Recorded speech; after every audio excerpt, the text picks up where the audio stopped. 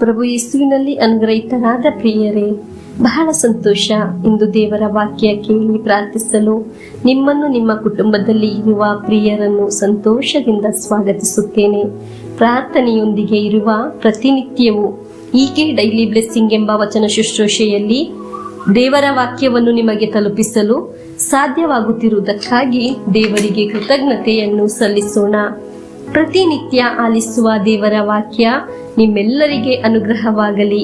ಪ್ರಿಯರೇ, ಇಂದು ದೇವರ ವಾಕ್ಯವನ್ನು ಆಲಿಸುವ ಮುಂಚೆ ಒಂದು ವಿಷಯವನ್ನು ಹೇಳಲೇ?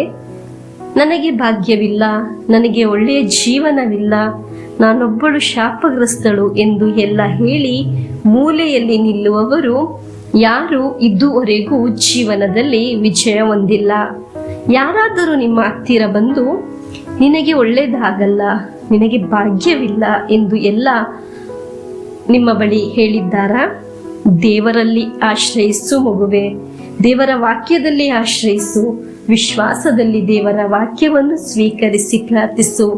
ನಿನಗೆ ಮುಂದೆ ಹೋಗಲು, ವಿಜಯ ಹೊಂದಲು ಖಂಡಿತವಾಗಿಯೂ ಸಾಧ್ಯವಾಗುತ್ತದೆ. ದೇವರ ವಾಕ್ಯ ನೀವು ಆಲಿಸುವುದು ನೀವು ಸೋತು ಹೋಗುವುದಕ್ಕಲ್ಲ, ನಿಮಗೆ ಒಳ್ಳೆಯದಾಗಲು. ಇಂದು ನಿರೀಕ್ಷೆಯಿಂದ ದೇವರ ವಾಕ್ಯವನ್ನು ಆಲಿಸೋಣ. ಪ್ರಕಟಣೆ ಗ್ರಂಥ 4ನೇ ಅಧ್ಯಾಯ 1ನೇ ವಾಕ್ಯ. ಇದಾದ ಬಳಿಕ ಮತ್ತೊಂದು ದಿವ್ಯ ದರ್ಶನವನ್ನು ಕಂಡೆ. ಸ್ವರ್ಗದ ಬಾಗಿಲು ತೆರೆದಿತ್ತು.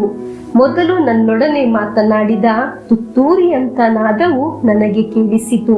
ಅದು, ಮೇಲೆ ಬಾ, ಮುಂದೆ ಸಂಭವಿಸಲಿರುವ ಘಟನೆಗಳನ್ನು ನಿನಗೆ ತೋರಿಸುವೆನು ಎಂದು ಹೇಳಿತು. ದೇವರನ್ನು ಕಂಡಾಗ ನಿರೀಕ್ಷೆಯಿಂದ ತೆಗೆದ ಬಾಗಿಲು ಆಗಿದೆ ಕಂಡಿದ್ದು. ಪ್ರಿಯರೇ, ದೇವರಲ್ಲಿ ನೋಡಿದಾಗ, ದೇವರ ವಾಕ್ಯವನ್ನು ಆಲಿಸಿದಾಗ ಇದರ ತರ ತೆಗೆದ ಬಾಗಿಲು ದೇವರು ನಮಗೆ ತೋರಿಸಿಕೊಡುತ್ತಾರೆ.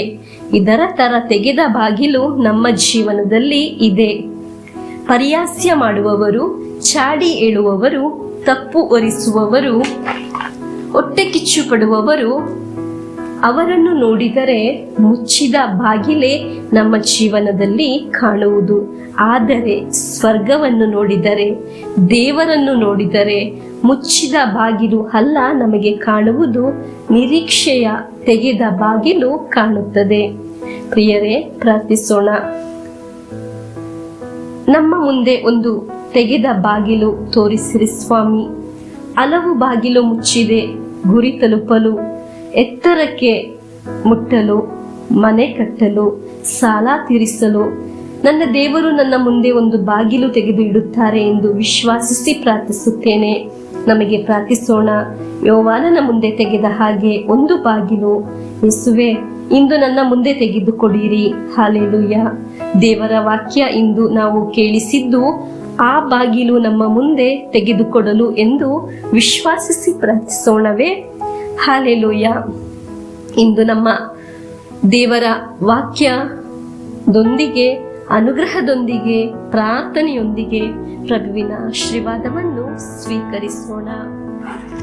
ನಮ್ಮ ಪ್ರಭು ಯೇಸುಕ್ರಿಸ್ತರ ವರಪ್ರಸಾದವು, ದೇವರ ಪ್ರೀತಿಯು, ಪವಿತ್ರಾತ್ಮರ ಅನ್ಯೋನ್ಯತೆಯು ನಮ್ಮೊಡನೆ ಇರಲಿ. ರೋಗಗಳಿಂದ, ಅಪಘಾತದಿಂದ, ದುರ್ಮರಣದಿಂದ, ಅಗಾಲಿದ ಮರಣದಿಂದ, ಅಸೂಯೆಯಿಂದ, ಮೋಸೆ ವಂದನೆಯಿಂದೆಲ್ಲ ದೇವರು ನಮ್ಮನ್ನು ಸಂರಕ್ಷಿಸಲಿ. ಹಾಲೆಲೂಯ. ಆಮೇನ್.